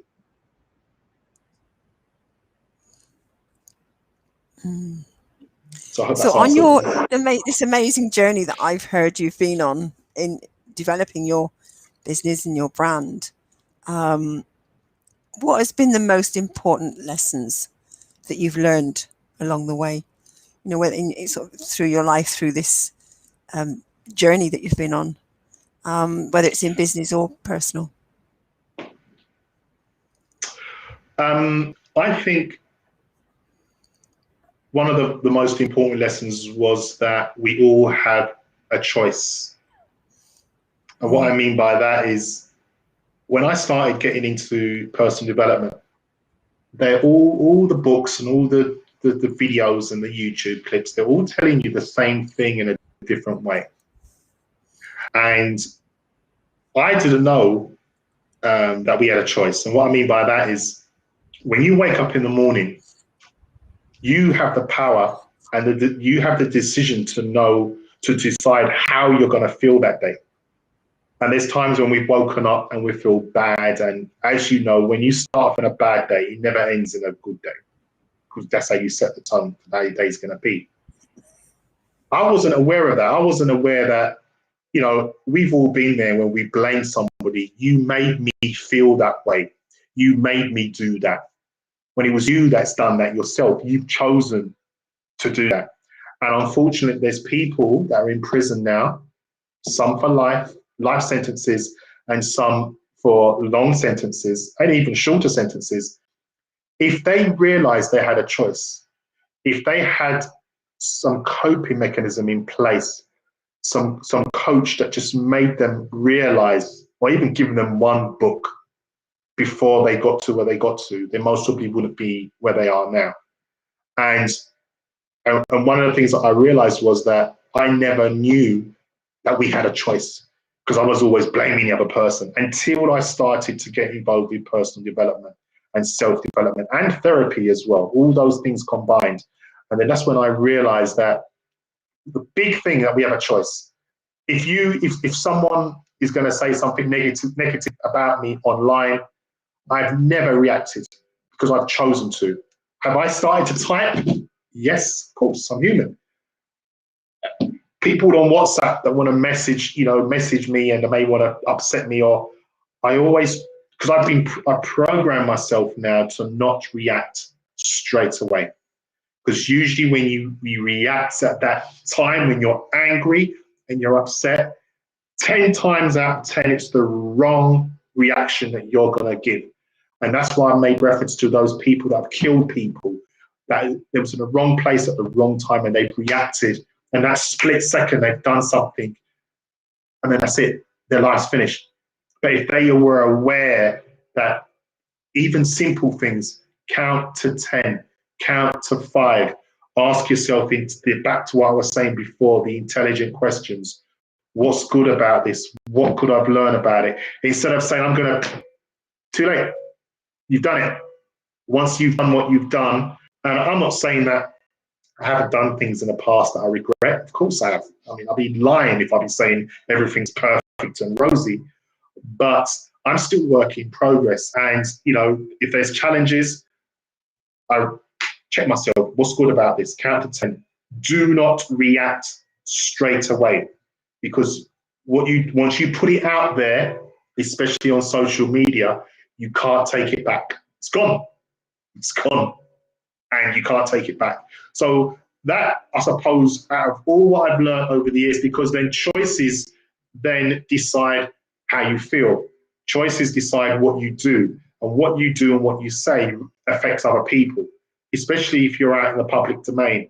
I'm speaking here now live. I've got to be very careful and be very diplomatic about certain things, what I say, because, it can be misconstrued. People may want to say, oh, you said this and you said that, and it gets all twisted. I've had a lot of practice with that when I'm on stage. Very careful about what and how you say what you say. Do I get it right every time? No, of course not. But like I said, I'm still work in progress. And I don't think we're ever going to be 100% perfect.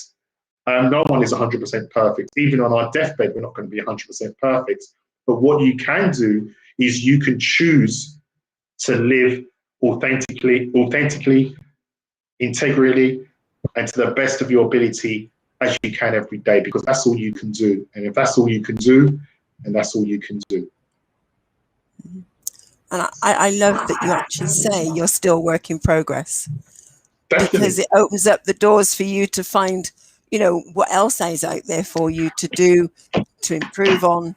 And yeah, we're all still work in progress. There is no end to it. No end to it. And the thing about it is, Mary, if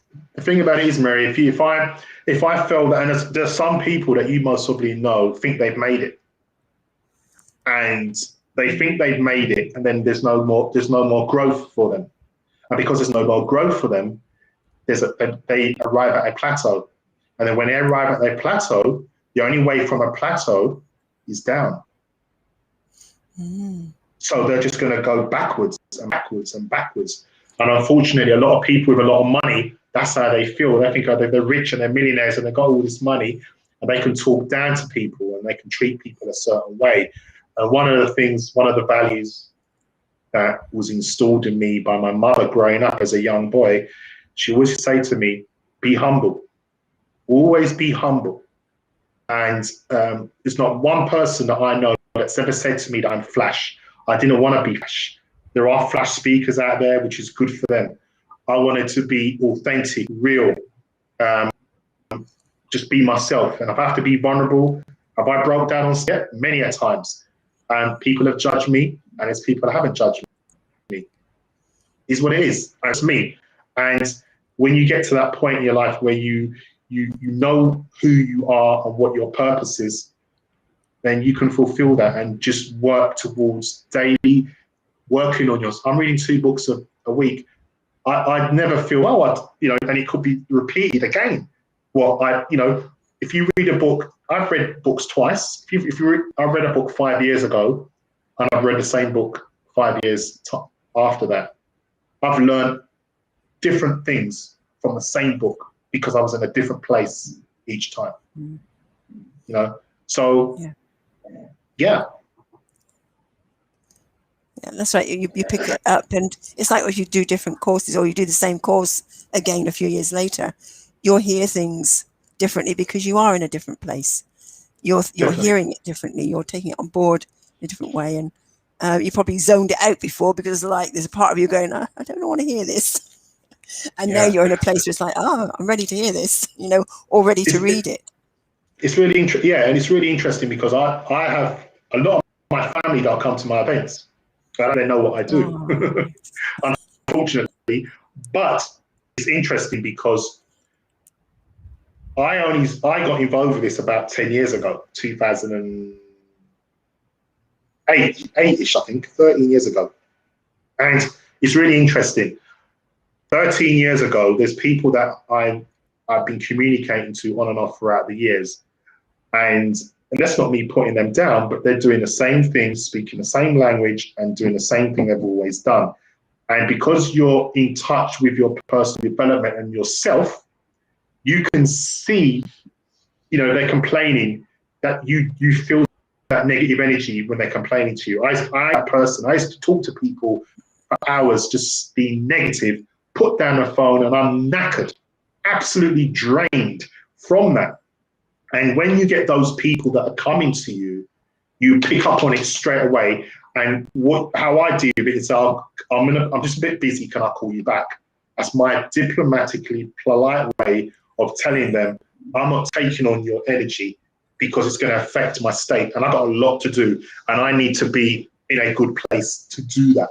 But there's people that I'm speaking to, like even yesterday, I've known this person for like 15 years, and they're just still complaining. And I remember when I first qualified as a coach, I said to myself, I'm qualified as a coach. I want to go out there and fix the world, because if I say to everybody, all you need to do is this, because I've done it, then you're going to change your life. But everyone's in a different place. Some people are not ready for that, for whatever reason. And you need to, one of the things I needed to understand in the early days, because I didn't get it. Well, this is quite simple. If you just wake up in the morning and choose that you're going to have a good day and meditate and have affirmations and listen to all this positive stuff, your life's going to change. But some people want to just wake up in the music and play their favorite loud music, you know?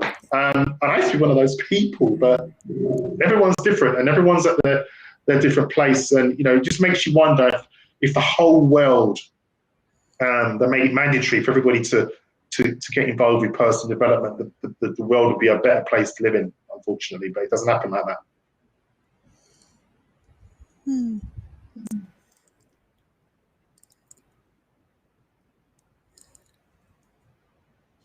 I think there's a point here about actually acknowledging people's journey, because they're here for a different reason.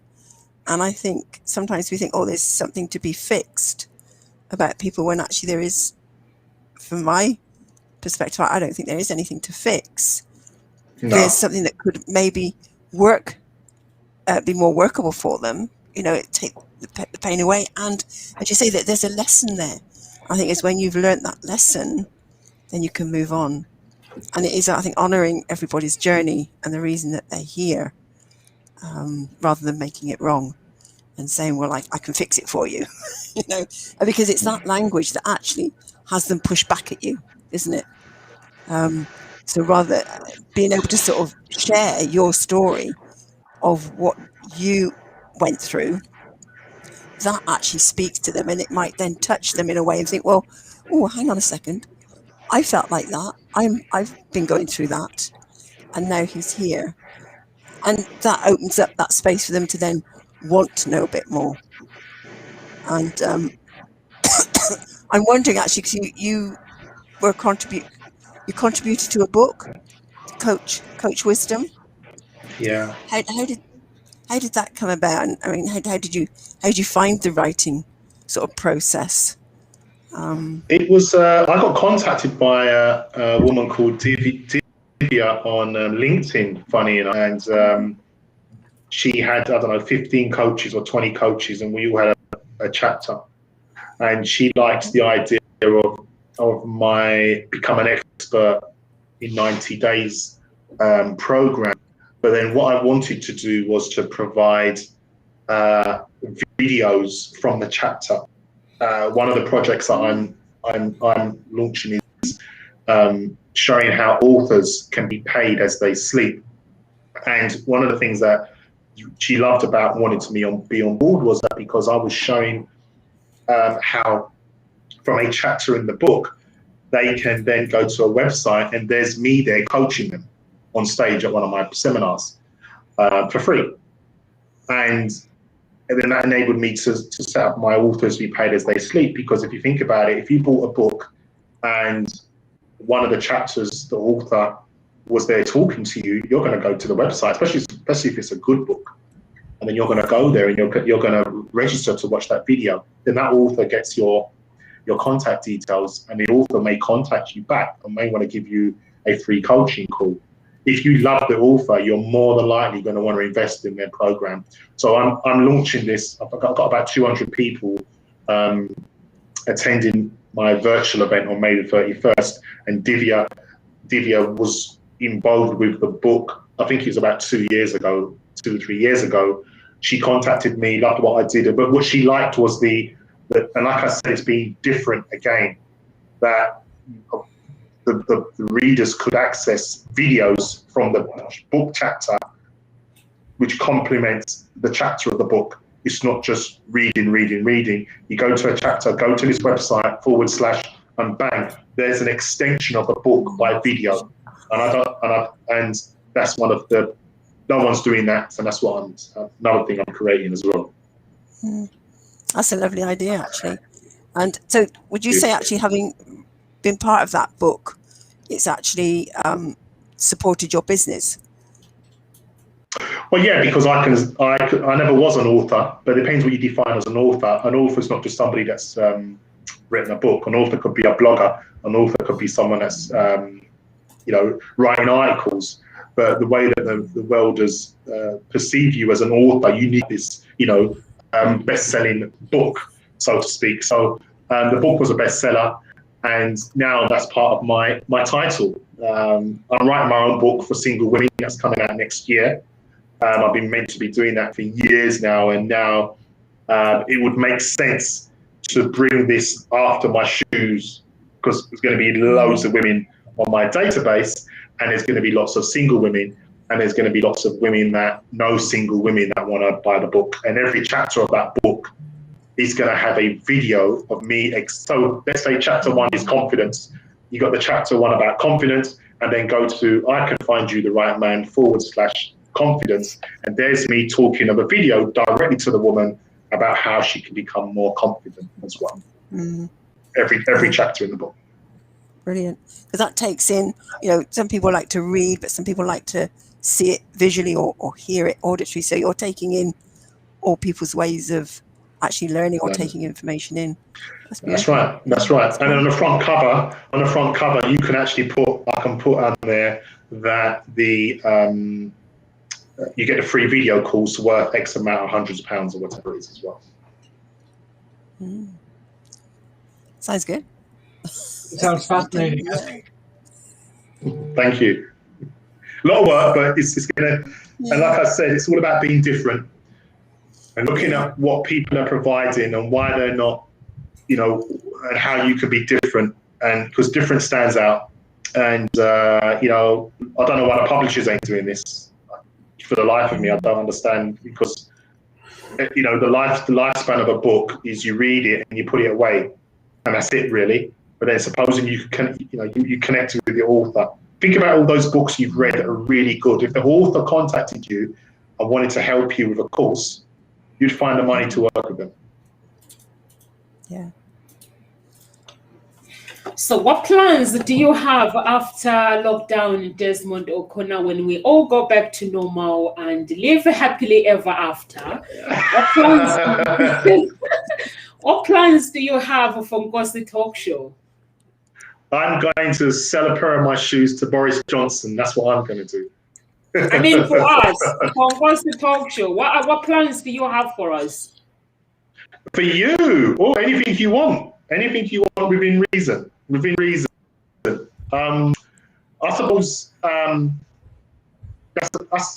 can help you promote your shows. Anything I can do to help, you just let me know. What you want to.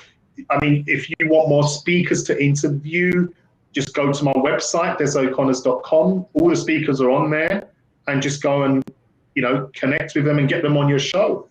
I mean, I'm sure, Nkosita, I'll be interviewing you as one of the experts when the course is set up for the women. I'm sure there's going to be lots of single women on there that are going to want to find love, and you're my client, and interview you on there and get these women to. And that's another thing. People can be interviewed and promote their brands within the network. So it's all about the shoes. I will always have the shoes in my hand, showing the women the shoes, and then we go into the personal development of improving their life as well. So Kamal, are you listening? If you need speakers, just go to his website and get some speakers. I'm listening. It's taken under consideration. I checked the names are there. I've had a sip through before even the talk. Don't worry. You checked me out. One of my silent stalkers then. We are looking forward to actually go to the next level with Nkositalkshows after the happy ever after, whatever it will be. So, we're hoping that you're going to take us to the next level, and we are excited to actually looking forward to it, because we've had a 1 year off being on virtual. So we're looking forward to actually, obviously, that it's you who's going to be looking after Nkositalkshows. So we're looking forward to that. Because when it comes to arranging events, I do not want to be part of it. I just like to dress up and turn up, and that's it. Honestly, yeah, that's what Desmond Oconner is for. I just want to turn up. All I want is him to tell me where he's gonna take me and tell you my vision, and I just turn up, because arranging events is a nightmare. So you want, yeah. Actually, it used to be a nightmare in the beginning, but the thing about it is, it's a nightmare because you're telling yourself it's a nightmare. I mean, for somebody who hasn't got experience, but you have the whole team, and you passed that part of being a nightmare, so you've worked out. So we're gonna use your brain, like Hope Springs Tenant Introduction. We're just gonna use your brain. Yeah, no problem. I mean, the thing about it is, I know what's going to go wrong before it can go wrong, if you know what I mean. So if it goes wrong, I know how to, there's always a solution.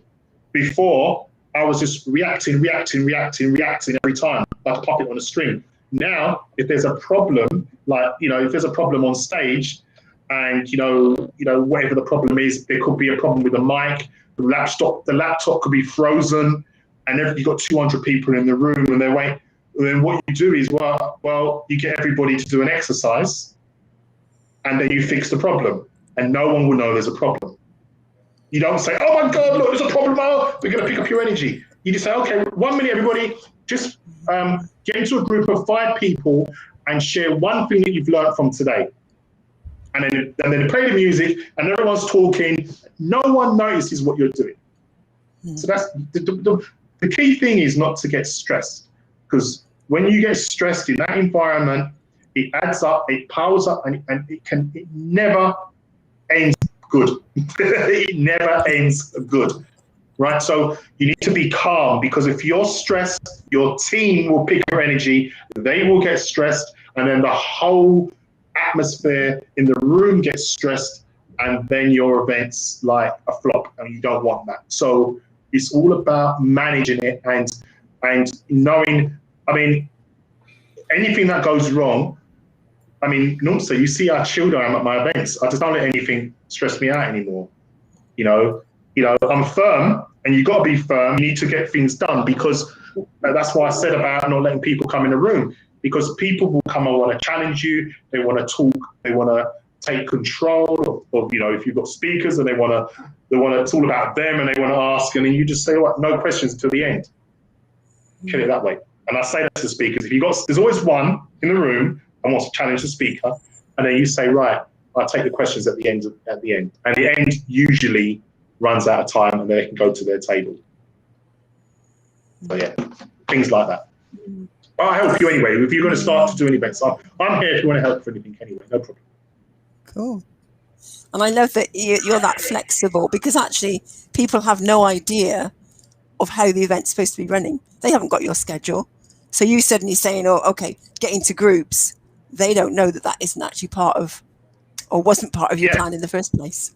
You know, and that's great. You know, yeah. And because then in the background, we're going crazy. Wow! But the audience don't know that. And that's the important thing. Yeah. That's the important thing. Yeah. Yeah. And then everything it gets fixed. I remember there was one woman. Because I like my speakers to send me their presentations in advance, and then we all put it on one laptop so it flows. And there's always one that wants to bring their Mac or their PC or whatever it is, which their PowerPoint is not compatible with what we're trying to do. And because the person hasn't sent the PowerPoint the week before, there's always one. And it causes problems. And then what then happens then is, I remember one woman, she turned up and the PowerPoint was the wrong format. I think you got 16.3 and you got another one. And she had the wrong settings. And she was trying to stress me out in the morning on stage, 10 minutes before the event starts. And I had to tell her fiance, take her in the foyer and I will come and see her in an hour. Because she's not on until 3 p.m. and you're trying to stress me out, and people can see there's a problem. And it got sorted in the end because they just needed to convert their PowerPoint to the right format. But that's because she didn't do what I said to do. She thought she could just bring it, because she was a speaker, she thought she could just turn up and bring it on a USB or plug it into a laptop. And we don't work like that. And that's the whole purpose of having your presentations prior to the event. So it's all on one PowerPoint or it's on one laptop. And all we need to do is click, that's your PowerPoint, then good to go. It flows. Yeah. Flows. Yeah, that's it. I like a simple life. I don't, if things, whatever the problem is, it can be resolved, but in a simple way. But you need people to listen and to react and respect what you're doing. But yeah.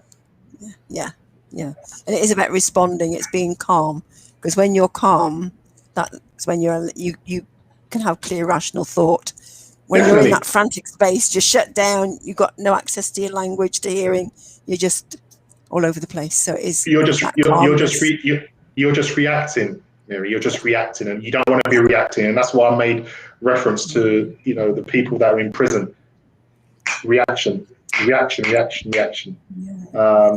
10 seconds to save their life, save someone else's life, and that as well. So, yeah, that's one of the things that all this personal development I've learned is you have that choice, and choose how to react, and keep feeding your mind with positivity and self-development, improving yourself. There's always a book or a course that you can feel that they're talking directly to you. They're the best ones, because that's showing that you need to grow, that's showing that you need to develop, and that's showing that you need to work on an area that you never knew that you had before. And that's why I said in the beginning, we are all work in progress all the time. Yeah. Thank you so much. We've been on for 2 hours. So what advice could you give? What advice could you give, Des? What advice could you give someone out there who is really, really struggling with their business, and they don't know what to do? They're in the dark place, and they want the way forward. What can you give? What advice can you give them? I think this will be the last question. We've been here for a long time. Apart from contacting me, if they contact you, what umbrella do you have? Because right is at the end. Can you explain to people the umbrella of the services that you have, so people can know that, oh, this is my problem, this is my problem? All right. Right. So basically, if someone, it depends on what stage they are in their business. But people use sets of people come to me. Somebody wants to set themselves up, but they don't have any idea in the direction what they want to do, or they've got a little bit of an idea, and usually it's never usually that idea that they want to set themselves up. So I make that all happen for them. Or it's somebody that's already got their business set up, but they're not getting any leads, they're not making any money. And one of the problems, unfortunately, that people in both those situations, whoever you go to work with, whether they can promise you that they can do this and do that for you, do that for you, you won't get paid if you don't get any clients. It's as simple as that. And unfortunately, there's people that have gone out there and spent thousands of pounds on websites, thousands of pounds on marketing, and they're not getting any leads. So what I do that no one else does is I promote you to my network. I interview you like on places like this and share you to my network. But most importantly, we look at this, how are you going to generate leads? What happens when they go to your website? What's happening from there? You want to be able to find out information about them and arrange a conversation. You want to get that call with them, and then you can take them through your packages and your products and your services. But most people, unfortunately, don't have their packages and their products and their services set up in an easy to look at way. My packages and services are on desmondoconners.com/speak. And you've got bronze, silver, gold, platinum. 4 packages, different levels, about people that want to speak on stage and work with me. So if someone wants to, doesn't know what they want to do, what I would say to them is, look at the people that are doing what you would like to do. Because it's always going to be, so if you want to be and I wouldn't even call yourself a life coach, because that's just such an awkward title to give yourself, because a life coach, I remember when I qualified as a life coach, I thought I could help everyone and everyone. And you need to niche down to what you want to be known as. Don't call yourself a life coach, because it has a negative association attached to it. Stop calling it. A lot of people are calling themselves life coaches. Find out who you want to serve, put your name in that title, and go out there and search for the people that are doing what you want to do and learn from them. I started learning from the beginning. I was going to the seminars, I was looking at the experts, I was the one going to the free events because I couldn't afford the £27 ticket many years ago. And I was learning and keep learning. And then something will come to you. There's lots of places that you just go on YouTube, type in what you look at. You will have followers that you want to follow. If you want to be a next Tony Robbins, follow Tony Robbins. Follow Tony Robbins. If you want to be the next Lisa Nichols, follow Lisa Nichols and learn. Don't copy them. Learn from them and model your own version of being that way. But you need to identify what you want to do first of all. When I work with my clients, the first thing they get is a detailed questionnaire from me, because I need to understand them. I need to understand where you are. What do you want to do? Why do you want to do that? Where has that come from? What's happened before in the past? Where would you like to see yourself this time next year, in 3 years, in 5 years? Do you want to speak internationally? Do you want to speak in America? Have you got a website? How is your website working for you? How is your social media? Do you have a logo? Do you have a mission statement? How is your website written? We do all of that for you. Do you have videos, professional videos of you on stage? Do you have professional videos of you speaking about your products? Do you have digital products? Are you selling products online to enable people for you to be paid as you sleep? Do you have a membership site? Do you have different tiers? Do you have different levels? Are you providing coaching? What are you charging? Why are you charging that? If you're charging somebody £100 an hour, what do they get for that? Are you providing any bonuses to support that? Don't just say, I'm going to give you an hour session. Give them some videos, some ebooks, some articles to support that coaching session. So if the bonuses are worth £500 and your session is worth, your coaching session is £100 an hour, the whole coaching session is now worth £600 to them. that's going to be more attractive to that person instead of you just saying, "Oh, I charge £100 an hour," because then they go to somebody else that's charging £100 an hour, but they're giving them value worth 600. They're going to go with that person.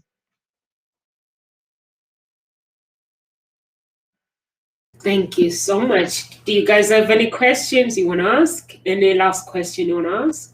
I actually want to thank you, Desmond, for that interview, for meeting you, getting to know you, and I really look forward to working with you together with Nomsa and getting to know even more about you and your business. Thank you. I love that. Thank you. Thank you. I loved it. I mean, I did, mate. It was 2 hours and 10 minutes. I'm missing the Liverpool game, but it's all right. I'm missing my Liverpool, but my football. But don't worry, I love you all. It's all about love. You know, what can I learn from this? What's good about this? Nothing. I'm missing my football. the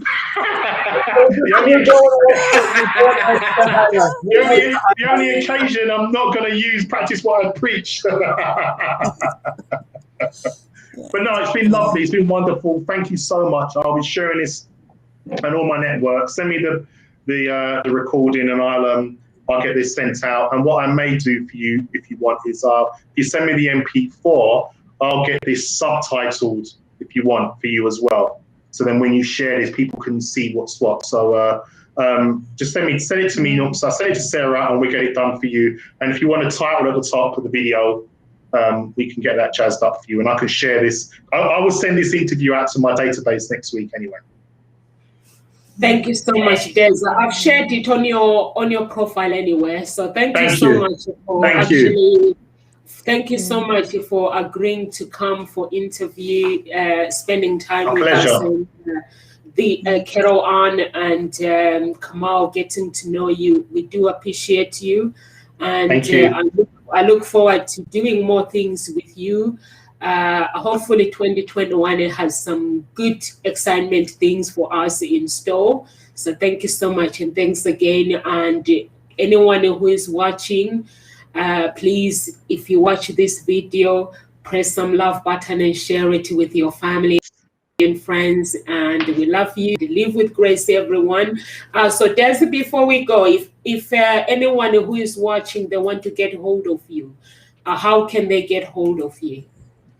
Thank you. Just go to desoconnors.com, DESOCONNOR ERORS.com, and go to desoconnors.com, and you can get a free ticket for my next Women in Business event on September the 11th in London in the day, and then in the evening will be the catwalk auditions. I'm choosing a model to be my brand of a shoe. The top 100 models, Nomsa, qualify. So does it qualify as well? I know I qualify because I'm number 4. I'm doing well. Yeah. You're doing well. So if they want to book that's my next event is September the 11th. But it seems though I'm the only one that I can see out there that has the balls to put on an event. So, which is good. It means everybody will come to my event. So that's on September the 11th. Lockdown in the UK is lifted. Fingers crossed, will be lifted on June the 21st.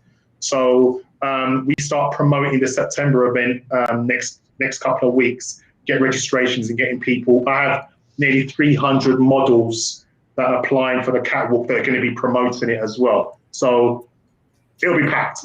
I think it'll be the biggest event to date that I've held, which I'm really excited about. So everybody can come along to that. Just go to desoconnors.com. You get a free ticket for the Women in Business event in the day. It's at the Holiday Inn in Kensington, and it's going to be a fantastic event.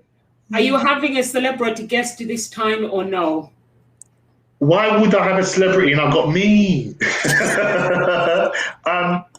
I'm not sure. You gave us Irene Phillips last year, before 2020. Rachel Elnor. I had the first female. Rachel, yeah. Yeah, so maybe because there's going to be an element of the fashion in the evening. So possibly, but I've got lots of speakers that want to speak because, as you know, I'll have to cap the speakers because they're all purchasing different times throughout the day. and there's only a certain amount of times of the day, so I can't take on too many. I think the last event I had, there was 22 speakers in the day. Yet again, that's me being different. 22 speakers throughout the day. I've had speakers say to me, "You're crazy, that can't work." My events flow, you know, speaker on, speaker off, speaker on, speaker off, and it flows because everybody knows what they're doing. I don't panic because I know the speaker's got their time slot. I know the breaks. Sometimes we go over, but it's what it is. So, and that's, again, being different.